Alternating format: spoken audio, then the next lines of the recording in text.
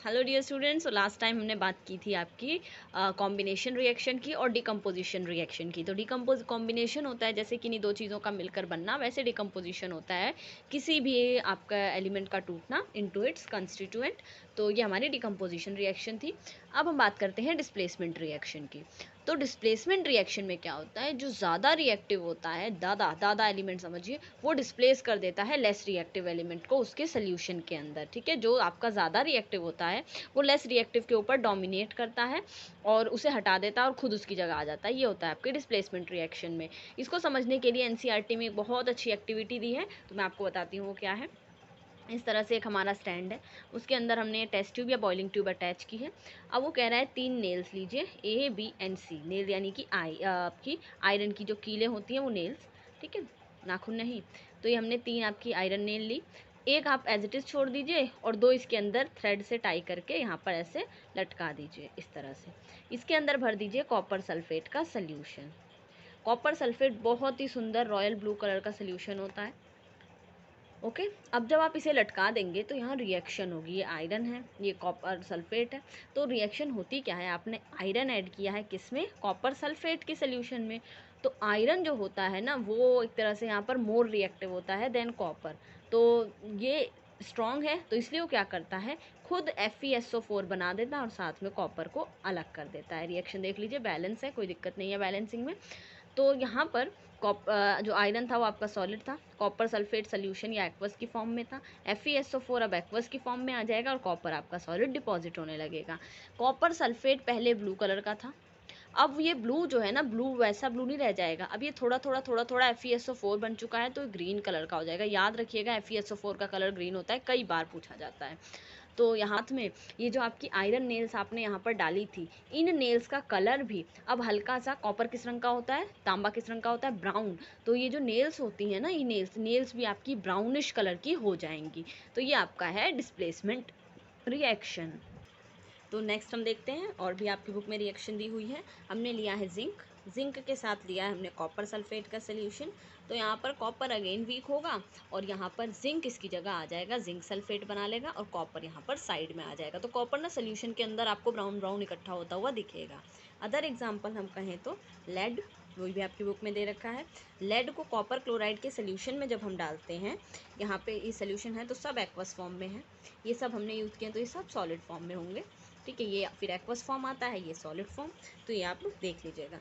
तो यहाँ पर ये लेड क्लोराइड बनता है और अगेन आपका जो कॉपर होता है वो सॉलिड फॉर्म में आपको सोल्यूशन के अंदर नज़र आने लगेगा। तो ये सभी डिस्प्लेसमेंट रिएक्शन के एग्जाम्पल है, क्योंकि स्ट्रॉन्ग वाले ने, जैसे zinc strong, lead strong, iron strong, weak वाले को डिस्प्लेस कर दिया उसके साल्ट सोल्यूशन से। तो very much easy displacement reaction. आपको ऐसे एग्जांपल देके और पूछेगा बताओ ये कौन सी रिएक्शन है, तो देखिए, जब भी आपको एक्सचेंज दिखे कि भाई जिंक पहले अकेला था और कॉपर सल्फेट के साथ था, तो अब ये रिएक्टेंट में था, प्रोडक्ट में जिंक उसके साथ हो गया सल्फेट के साथ और कॉपर अलग हो गया, डिस्प्लेसमेंट रिएक्शन। तो ये आपकी डिस्प्लेसमेंट रिएक्शन है, होप्स आपको समझ आया हो। अब हम बात करते हैं नेक्स्ट डबल डिस्प्लेसमेंट रिएक्शन की। नाम से ही पता चल रहा है, डबल डिस्प्लेसमेंट रिएक्शन के अंदर दो चीज़ें डिस्प्लेस होती हैं आपस में। तो ये हमारी होती है डबल डिस्प्लेसमेंट रिएक्शन। तो जैसे कि मैंने डिस्प्लेसमेंट में बताया था कि एक रिएक्टिव वाला जो होता है दूसरे वाले को डिस्प्लेस कर देता है उसके साल्ट सोल्यूशन से, बट यहाँ पे क्या होता है, म्यूचुअल एक्सचेंज होता है आपस में आयंस का। एग्जांपल के लिए देखिए, सोडियम सल्फेट का आप सोल्यूशन लेंगे, सोडियम सल्फेट का क्रिस्टल लेके पानी में घोल देते हैं, सोडियम सल्फेट का एक्वस सोल्यूशन बन जाता है। सेम आप BaCl2 का लेंगे यहाँ पर, BaCl2, तो यहाँ पर आपका बनता है BaSO4। ये वाइट PPT की फॉर्म में आपकी टेस्ट ट्यूब के अंदर। अच्छा देखिए, एक टेस्ट ट्यूब में आप Na2SO4 लीजिएगा, जब स्कूल खुलेंगे तो रिएक्शन आपको करवाई जाएगी। एक में आप BaCl2 लीजिएगा और दोनों टेस्ट ट्यूब को आपस में मिला दीजिएगा। तो वहाँ क्या होगा आप देखेंगे रिएक्शन में कि कुछ वाइट चौक जैसे चौक गीली होकर पानी में बैठ जाती है ना, उस तरह के कुछ आपको वाइट वाइट पाउडर जो है ना टेस्ट ट्यूब में नीचे दिखेंगे। It is BaSO4। और ये जो वाइट वाइट नीचे बैठा है ना, ये इसे हम प्रेसिपिटेट कहते हैं केमिस्ट्री की लैंग्वेज में, और इस रिएक्शन को हम प्रेसिपिटेशन रिएक्शन कहते हैं। तो ये आपको एग्जाम में पूछ सकता है कि व्हाट इज प्रेसिपिटेशन रिएक्शन, जिसमें प्रेसिपिटेट फॉर्म होता है, कुछ नीचे आपका वाइट वाइट या किसी भी कलर का प्रेसिपिटेट जब फॉर्म होता है उस रिएक्शन को हम प्रेसिपिटेशन रिएक्शन कहते हैं। और साथ में यहाँ पर आपका उसमें NaCl भी फॉर्म होता है। रिएक्शन की बैलेंसिंग देख लें, यहाँ पे Na2 है, Na1 है, तो यहाँ पर Na ही सबसे पहले डिसबैलेंस है, चलिए यहाँ 2 लगा देते हैं। सल्फेट SO4 एक, SO4 एक, ओके। सल्फर का देख लीजिए S1 S1 और O4 O4, Ba1 और Cl2, बस 2 लगाने से बैलेंस हो गई रिएक्शन, वेरी मच ईजी। सो एक बार और देख लीजिए, ये जब भी किसी रिएक्शन में प्रेसिपिटेट फॉर्म होता है उस रिएक्शन को प्रेसिपिटेशन रिएक्शन कहते हैं। आपका ये रिएक्शन डबल डिस्प्लेसमेंट की भी फॉर्म है और प्रेसिपिटेशन की भी फॉर्म है। डबल डिस्प्लेसमेंट कैसे, यहाँ Na2SO4 था और यहाँ BaCl2 था, NaCl के साथ एक्सचेंज हो गया, Ba के साथ चला गया, Ba सल्फेट के साथ चला गया।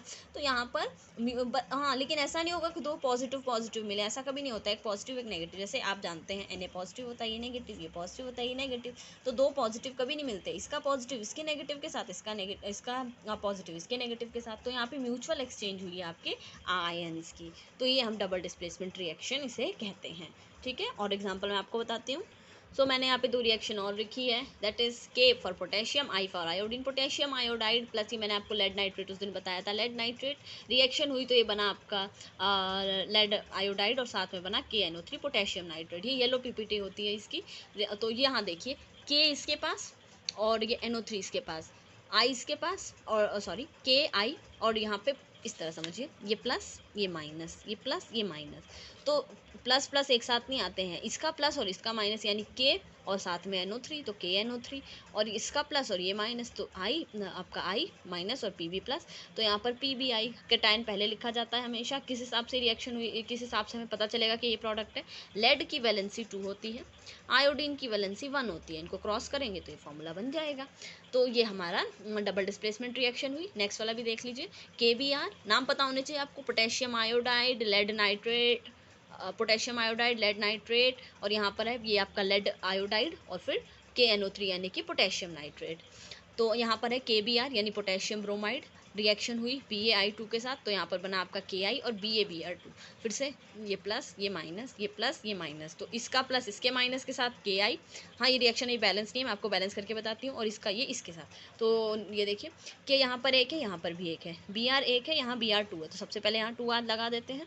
उस हिसाब से K डिसबैलेंस हो गया तो 2 यहाँ लगा देते हैं। नेक्स्ट चेक कर लेते हैं, Ba1 I2 कोई दिक्कत नहीं, रिएक्शन बैलेंस है। ऊपर वाली भी एक बार चेक कर लेते हैं, K यहाँ एक है, K यहाँ एक है, I यहाँ एक है, I यहाँ 2 है, तो यहाँ दिक्कत आ गई, तो यहाँ 2 लगा देते हैं I को बैलेंस करने के लिए। अब I तो बैलेंस हो गया, पर ये K डिसबैलेंस हो गया, तो 2 यहाँ लगा देते हैं।